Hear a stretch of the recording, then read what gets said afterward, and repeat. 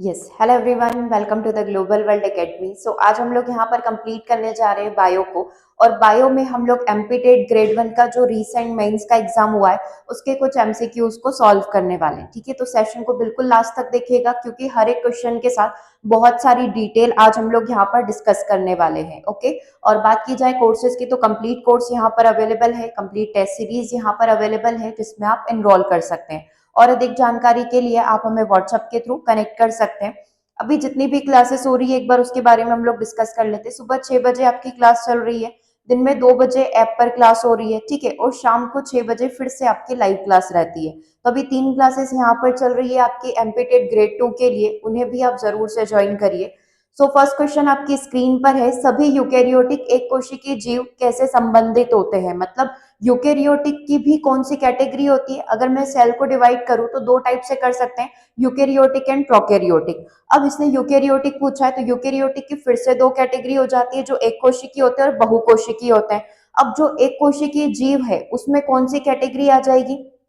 Monera आ जाएगा, protista आ जाएगा, fungi आ जाएगा, या फिर बैक्टीरिया आ जाएगा। तो जितने भी यूकेरियोटिक के एक कोशिकीय जीव हैं वो सब संबंधित होते हैं प्रोटिस्टा जगत से।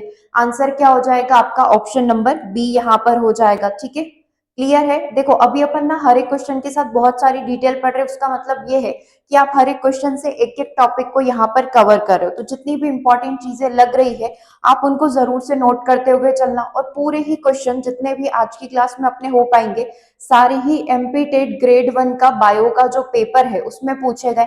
हमने आपको एच एस टेट का जो क्यूबी है वो भी यहाँ पर प्रोवाइड कर दिया है। ऐप पर यदि आप हो तो फ्री स्टडी मटेरियल में जाकर देख सकते हो, और टेलीग्राम पर हो क्योंकि कुछ 2040 पेज का ये पीडीएफ है ना, तो व्हाट्सएप पे शेयर नहीं किया जा सकता है तो टेलीग्राम पर भी डाल दिया है। ठीक है, दोनों जगह से आप देख सकते हो, और एमपीएसबी की ऑफिशियल वेबसाइट पर भी ये पेपर अवेलेबल है। पेज नंबर 341 पर बायो स्टार्ट होता है, इससे पहले पेडागोजी और दूसरे सब्जेक्ट है। ठीक है, तो पेज नंबर 341 से हमने इसको कंटिन्यू किया है, आप चाहे तो वहां से भी प्रैक्टिस कर सकते हैं। ओके, यूकेरियोटिक हमने कहा कि जितने भी यूकेरियोटिक एक कोशिकीय जीव है वो प्रोटिस्टा इसी से कनेक्टेड हो जाता है। अब यहाँ पर क्या होगा, जिनके पास अपना खुद का न्यूक्लियस होगा, है ना, जिसको अपन ओरिजिनल न्यूक्लियस यहाँ पर कह सकते हैं, ट्रू न्यूक्लियस यहाँ पर कह सकते हैं, और झिल्लीबद्ध कोशिकांक यहाँ पर पाए जाएंगे। ठीक है, मेम्ब्रेन बाउंड ऑर्गेनल्स यहाँ पर पाए जाएंगे। ये डेफिनेशन होगी यूकेरियोटिक यूनिसेलुलर की। अब प्रोटिस्टा वर्ग में आपका अमीबा, पैरामीशियम, यूग्लिना यहाँ पर आ सकता है। ये सब कौन होते हैं? यूकेरियोटिक प्लस यूनिसेलुलर यहाँ पर होते हैं। ठीक है, अगर कोई यूं पूछ ले कि प्रोकैरियोटिक और यूकेरियोटिक में क्या डिफरेंस होता है, तो फिर आप उससे ये बता सकते हो कि देखो, अगर मैं बात करूं प्रोकैरियोटिक की, जिसमें प्राक केंद्रक यहाँ पर होता है, 0 से अपन बोल सकते हैं 0.1 से 10 माइक्रोमीटर तक का इसका साइज रहता है। सुकेंद्रक यानी कि यूकेरियोटिक जो होगा 10 से 100 माइक्रोमीटर का इसका साइज रहता है, मतलब बड़ा। ठीक है, आनुवंशिक पदार्थ में इसका सर्कुलर डीएनए होगा, कोई रेखीय डीएनए नहीं होता है ना। डीएनए से संबंधित हिस्टोन भी इसके अंदर नहीं पाए जाते हैं, है ना। केंद्रक पाया जाता है और केंद्रक झिल्ली इसके अंदर नहीं पाई जाती है। लेकिन यही अगर आप यूकेरियोटिक के केस में बात कर रहे हो तो इसमें हमको हिस्टोन देखने को मिल जाएंगे।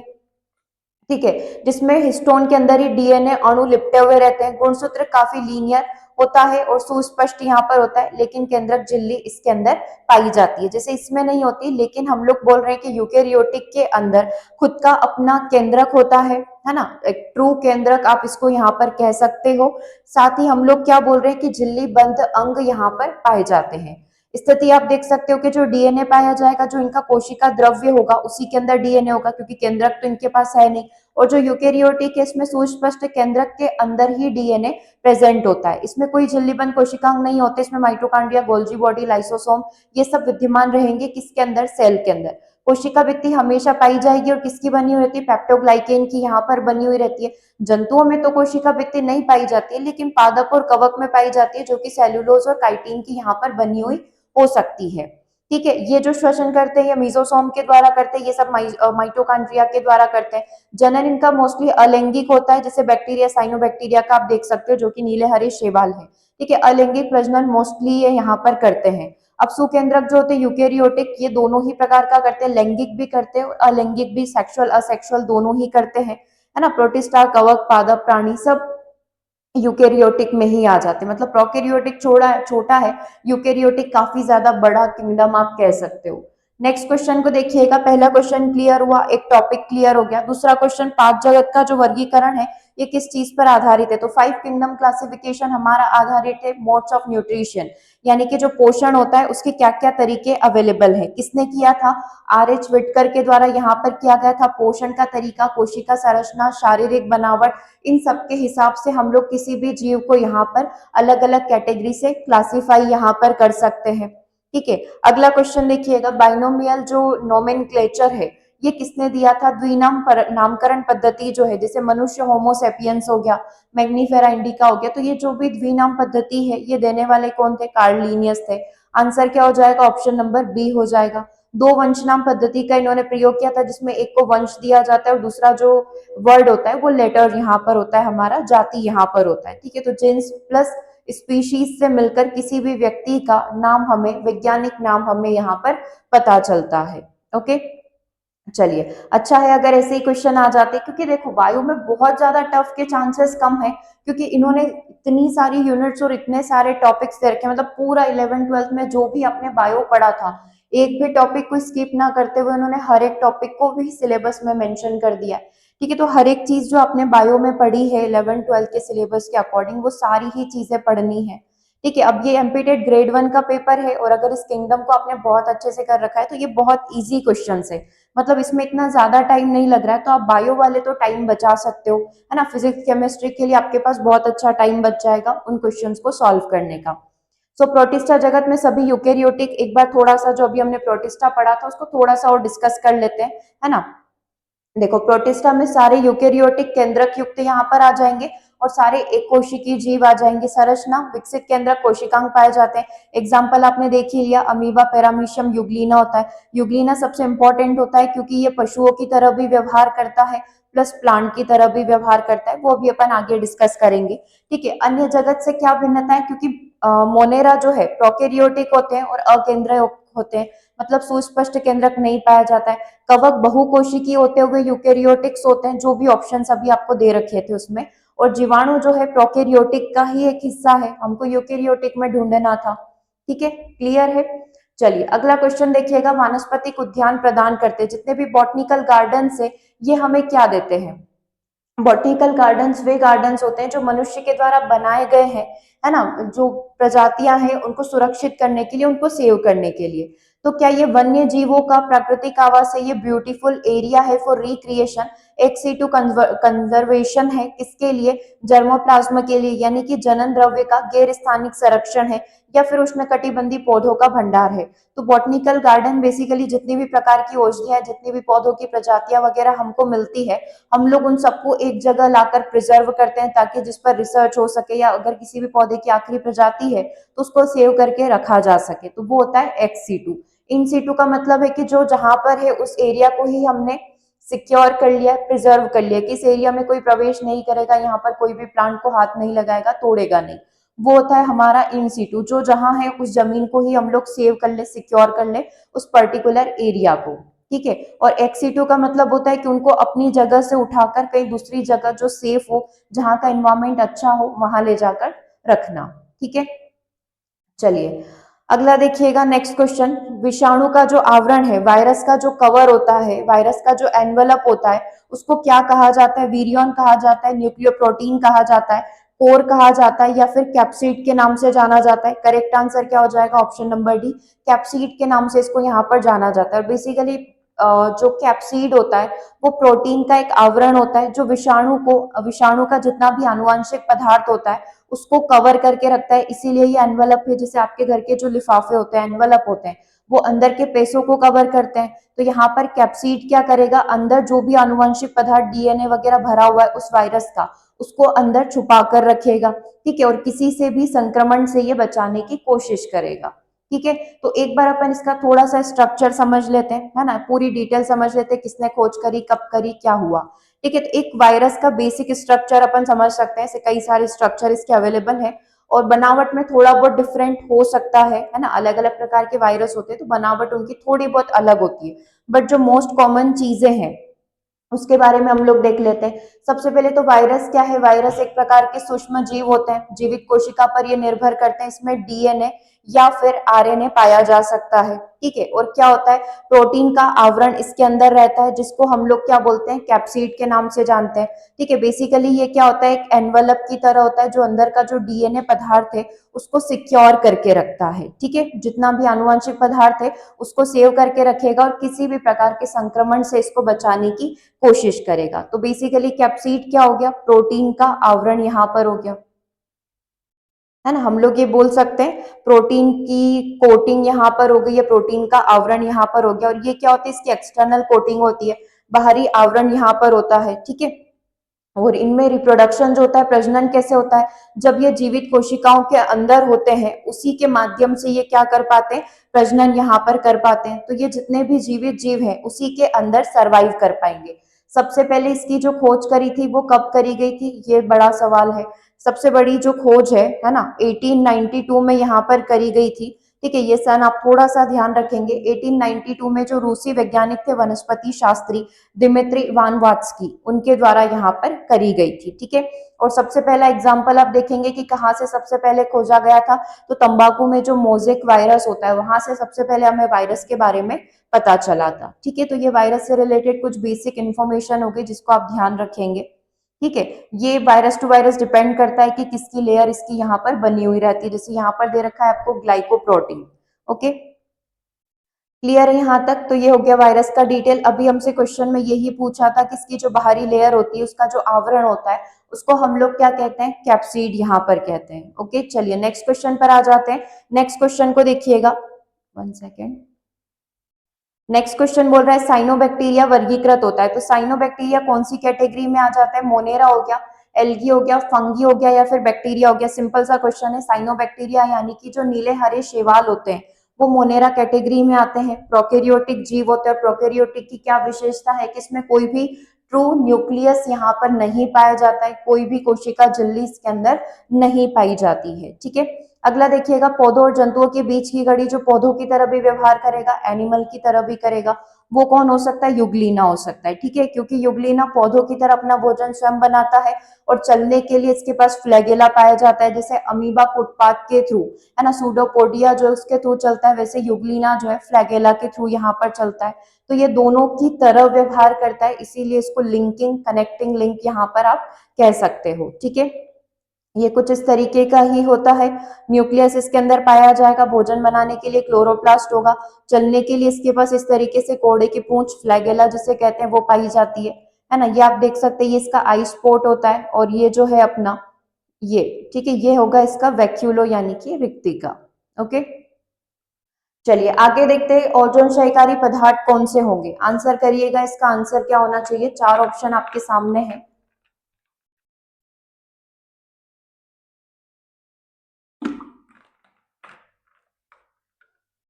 देखो, सबसे पहले फोटोकेमिकल ऑक्सीडेंट हो गया, पीएएच यहाँ पर हो गया, पॉलीन्यूक्लियर एरोमेटिक हाइड्रोकार्बन्स हो गया, सीएफसी हो गया, कैडमियम और सीसा हो गया। तो सबसे ज्यादा नुकसान कौन पहुंचाएगा, सीएफसी यहाँ पर पहुंचाता है। आंसर क्या हो जाएगा आपका, ऑप्शन नंबर सी। जो रेफ्रिजरेशन में, एरोसोल स्प्रे वगैरह में जो यूज करते हैं, तो ये क्लोरीन परमाणु को वायुमंडल में रिलीज कर देते हैं। ठीक है, तो हमने इसका एक बेसिक स्ट्रक्चर उसमें भी पढ़ा है केमिस्ट्री के अंदर, कि जो ओजोन लेयर होती है, तो जैसे ही केमिकल यहाँ से जो क्लोरीन है वो यहाँ से फ्री होगा, है ना, और यहाँ से एक ओजोन इससे जाकर मिल जाएगा, जिसकी वजह से जो है ओजोन, जो मेन जो ओजोन गैस है उसको यहाँ पर नुकसान होता है। और इसी तरीके से ओजोन क्षय, ओजोन लेयर जो है उसका ह्रास यहाँ पर होता है, नुकसान होता है। ठीक है, जल में घुली गई ऑक्सीजन की सामान्य मात्रा यहाँ पर कितनी होगी, 10 से 14 हो सकती है, 8 ppm, पार्ट्स पर मिलियन हो सकती है, 15 से 18 के बीच में, या फिर 20 से 25 के बीच में। नॉर्मल ये मात्रा तो होनी ही चाहिए, है ना। हम लोग ये कह सकते हैं कि जल में घुली हुई ऑक्सीजन जो है इस मात्रा में होनी चाहिए। क्या वैल्यू होगी, 8 ppm के लगभग हम लोग यहाँ पर मान सकते हैं, जो किसी भी एक्वेटिक एनिमल के सर्वाइवल के लिए यहाँ पर जरूरी होगी। बेसिकली जो ये जो कैटेगरी होती है वो 7 से 9 के बीच में होती है। अभी ऑप्शन के अकॉर्डिंग देखा जाए तो 8 ठीक है, क्योंकि 10 से 14 था ऑप्शन में, 8 था, फिर 15 से 18 था, और लास्ट कोई 20 के आसपास का था, तो 20 तो बहुत ज्यादा हो जाएगा। तो 7 से 9 के बीच में कोई भी जीव इजीली सरवाइव कर सकता है। लेकिन अगर 5 से 6 के बीच में है तो थोड़ा दिक्कत हो सकता है। ओके होती है ये वाली चीज एक्वेटिक एनिमल्स के लिए।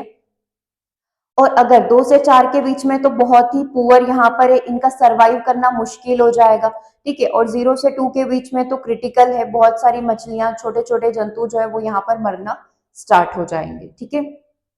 तो बेसिकली इसको आप या तो पार्ट्स पर मिलियन में माप सकते हो या मिलीग्राम पर प्रति लीटर के हिसाब से आप इसको मेजर कर सकते हो, ठीक है। तो इसकी वैल्यू हमेशा ध्यान रखना, एक एवरेज लोगे तो 7 से 9 के बीच में या फिर 8 ppm यहाँ पर होती है। सेम चीज आपसे बीओडी के लिए भी पूछी जाती है, सेम चीज आपसे सीओडी जो होता है उसके लिए भी पूछी जाती है।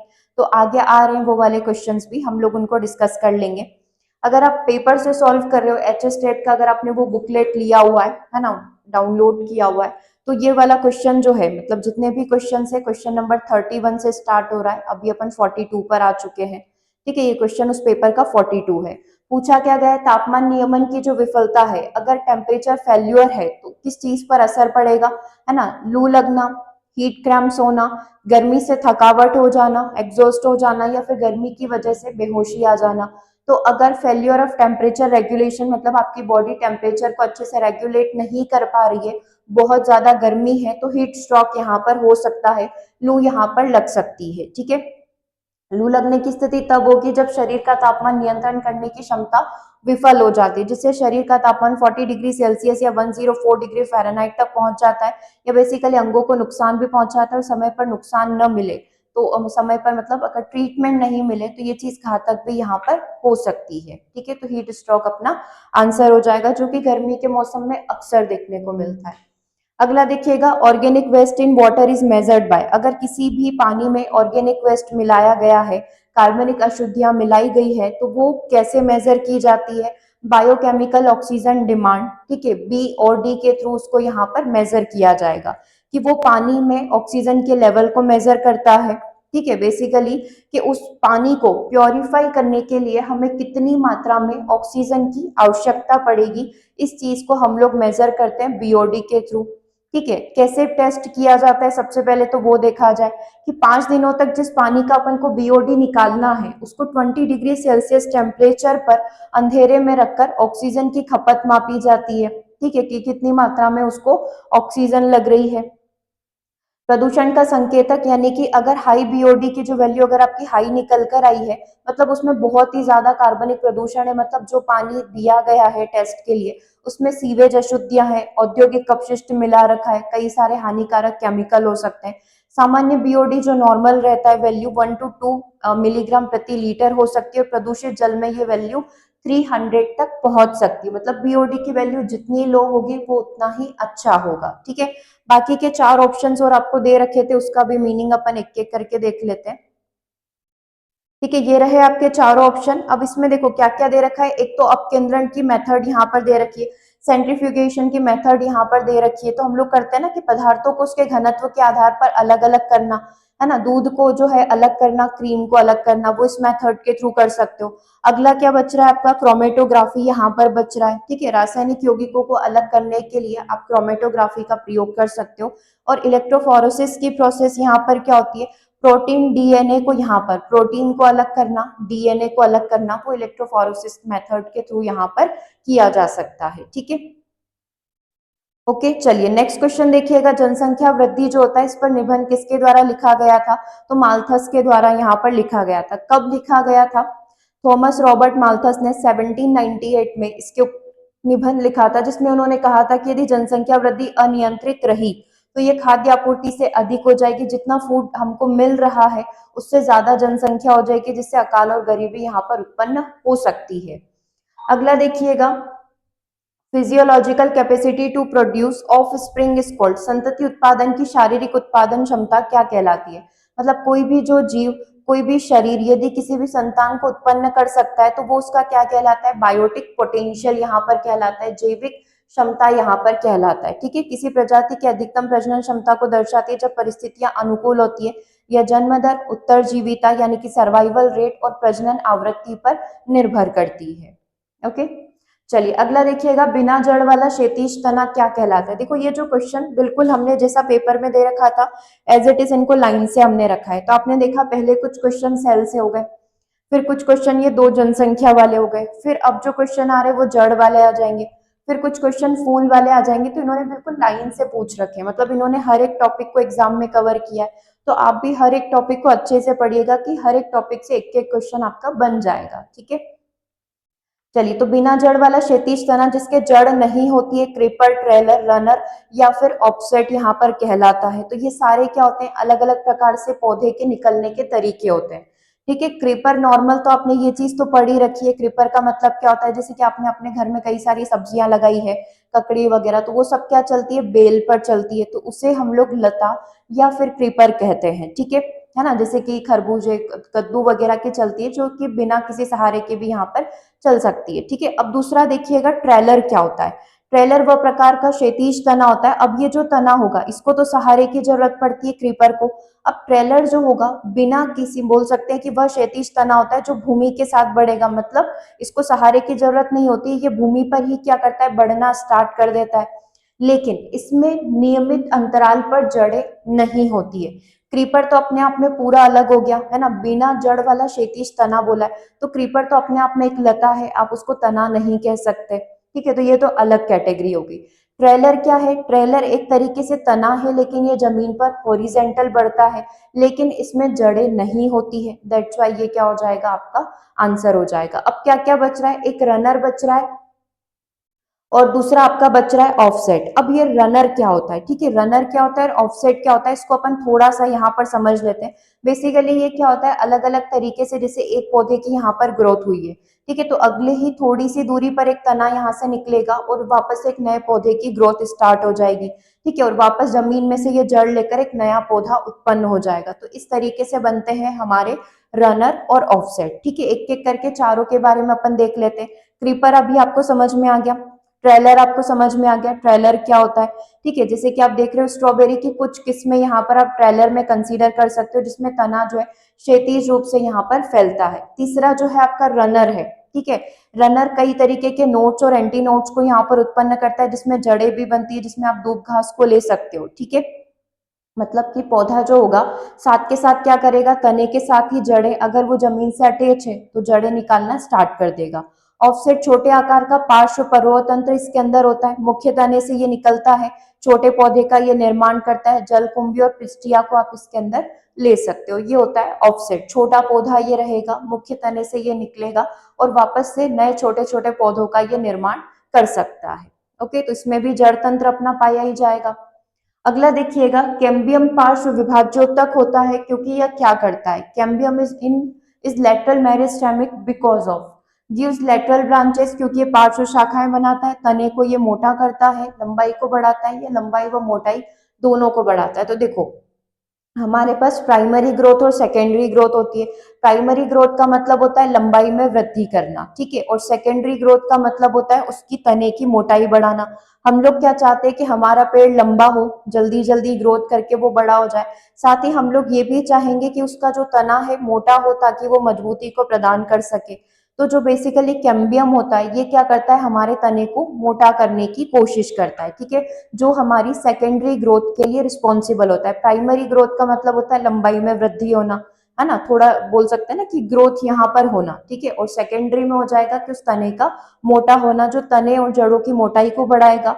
या द्वितीयक जाइलम और फ्लोएम का निर्माण यहाँ पर करता है। जैसे कि आप देख सकते हैं, एक पेड़ की, जो हम लोग बोल सकते हैं ना कि जो पेड़ होता है, उससे अपन इसको समझ सकते हैं, ठीक है। जैसे हमने एक पेड़ को काटा, तो कुछ हल्का हल्का सा आपको बारीक बारीक सी लाइंस दिखाई देती है ना। अगर आप उसको पूरा इस तरीके से देखोगे तो आपको समझ में आएगा।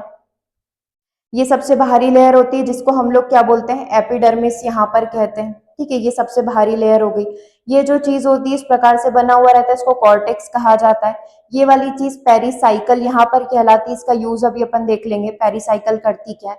ये जो बाहर का दिख रहा है, ये आपके रूट हेयर हो गए, हल्के हल्के से ये बाहर की साइड निकले हुए रहते हैं। अंदर वाला जो ये रेड कलर का हिस्सा दिख रहा है, इसको एंडोडर्मिस कहा जाता है, मतलब बेसिकली त्वचा की इनर लेयर, ठीक है। एंडोडर्मिस यहाँ पर हो गया। ये हो गया आपका वेस्कुलर कैम्बियम, ठीक है, जिसके बारे में अभी आपसे क्वेश्चन पूछा गया था कि ये तने की मोटाई को बढ़ाने के लिए रिस्पॉन्सिबल होगा, ठीक है। और ये प्राइमरी फ्लोएम यहाँ पर होता है, जो भोजन का परिवहन करता है। मेन जो हो गया यहाँ पर आपका क्या हो गया, प्राइमरी जाइलम यहाँ पर हो गया। बेसिकली जाइलम क्या करता है, है ना, पानी को ऊपर भेजने का, जड़ों से पानी लेकर, पोषक तत्व लेकर उसको ऊपर भेजने का यहाँ पर कार्य करेगा। ठीक है, क्लियर है? यहाँ तक सारी चीजें क्लियर हो गई। एक बार आप ध्यान से देख लो इस स्ट्रक्चर को, क्योंकि इससे बहुत सारे क्वेश्चंस यहाँ पर बनते हैं। ओके, और पेरीसाइकिल भी दो अलग अलग तरीके से होता है, क्योंकि अलग अलग प्रकार के पौधे होते हैं। मोनोकोट होता है एक बीजपत्री, डाइकोट होता है द्विबीजपत्री। तो बेसिकली पेरीसाइकिल जो है, यहाँ पर जितनी भी लेटरल रूट्स होती है, जितनी भी पार्श्व जड़ें होती है, उनका निर्माण करने के लिए रिस्पॉन्सिबल होती है। जो यहाँ पर क्या करता है, अगर जड़ के अंदर पेरीसाइकिल है ना, तो वो क्या करेगा कि जड़ें ज्यादा से ज्यादा पानी को अवशोषित करे, उनको मजबूत बनाने की कोशिश करेगा।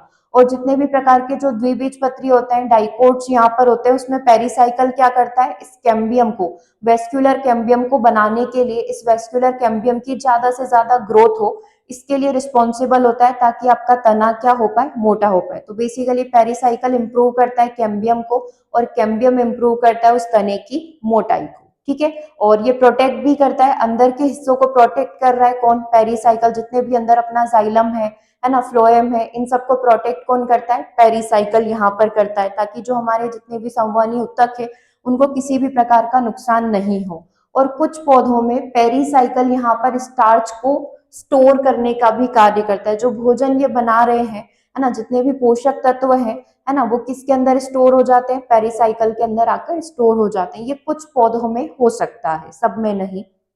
ओके, तो क्लियर है यहाँ तक? चलिए अगले क्वेश्चन की बात करते हैं। नर कॉकरोच में पाई जाने वाली जो सहायक ग्रंथि है वो क्या होती है? चिटिनस गोनापोफिसिस यहाँ पर हो सकती है, स्कलन नलिका यहाँ पर हो सकती है, वास डेफरेंस यहाँ पर हो सकता है, या मशरूम शेप्ड ग्लैंड यहाँ पर हो सकती है।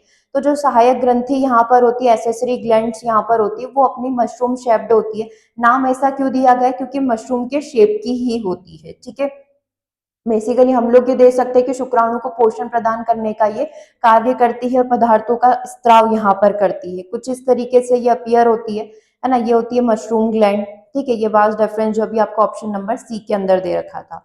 सो नर तिलचट्टों में, मेल के अंदर हम लोग बात करें, सहायक ग्रंथि जिसे मशरूम ग्रंथि के रूप में भी जाना जाता है, एक बड़ी मशरूम आकार की ग्लैंड होती है ना, ये मशरूम की तरह होती है, जो कि 6th और 7th का जो उदर खंड होता है, क्योंकि इसका शरीर पूरा खंडों में विभक्त होगा, तो 6th और 7th वाले खंड के अंदर ये पाई जाती है, जो शुक्राणु कोष का निर्माण करके प्रजनन करने में महत्वपूर्ण भूमिका निभाती है। ठीक है, तो ऐसे इसमें बैक टू बैक 3 क्वेश्चन आपसे पूछे गए। तो एक बार आप कॉकरोच का जो स्ट्रक्चर है उसको ध्यान से पढ़ लीजिएगा, है ना, फिर उसके आगे के क्वेश्चन हम लोग अगली क्लास में कंप्लीट करेंगे। हमने इसका पूरा थ्योरी रेडी कर लिया है, आप एक बार खुद से पढ़िएगा ताकि आपको रिवाइज करने में आसानी हो। ठीक है, अपन बचे हुए एक क्वेश्चन और अभी कंप्लीट कर लेते हैं। जैसे इसमें पूछा हुआ है, पेरियांथ शब्द का प्रयोग किया जाता है। पेरियांथ का मतलब क्या होता है? यदि हम लोग कहें कि बाह्य दल पुंज और जो अंदर का दल पुंज है, यदि वो एक साथ हो, एक समान हो, तब उसे यहाँ पर कहा जाता है पेरियांथ। मतलब ये वाला जो हिस्सा है बाह्य दल पुंज, ये पूरे तरीके से क्या है, इसी से जुड़ा हुआ है, मतलब दोनों जुड़े हुए हैं, अलग अलग नहीं है। मेन जो हमारी पेटल्स है उसी से यहाँ पर इसका जो बाह्य दल पुंज है ना, वो जुड़ा हुआ है, तो इसे पेरियांथ नाम यहाँ पर दिया गया है। ठीक है, जैसे ये क्वेश्चन आपसे पूछा गया था कि कॉकरोच में जो मेंसेंटेरोन है वो कहाँ पर पाया जाता है, वो मध्यांत्र में यहाँ पर पाया जाता है, जो कि क्या करता है, उसको पाचन में मदद करता है, पोषक और जितने भी प्रकार के हमारे पोषक तत्व हैं उनका अवशोषण यहाँ पर करता है। ठीक है, तो वो कहाँ पर होता है, मिडगट के अंदर, यानी कि मध्यांत्र के अंदर होता है। ठीक है, इसका ये वाला हिस्सा। ओके, तो इसको हम लोग नेक्स्ट क्लास के अंदर पूरा डिटेल के अंदर डिस्कस करेंगे, कौन से किंगडम से आता है, करता क्या है, स्ट्रक्चर क्या है, कौन सी ग्लैंड क्या काम करती है, कितने लेग होते हैं, वो सारी चीजें। ओके, सो सेशन कैसा लगा कमेंट करके जरूर से बताइएगा, और आप किस तरीके से अभी प्रिपरेशन कर रहे हैं जरूर से एक बार मैसेज करिएगा। ठीक है, सो मिलते हैं हम लोग अपने नेक्स्ट सेशन में। Thanks for watching.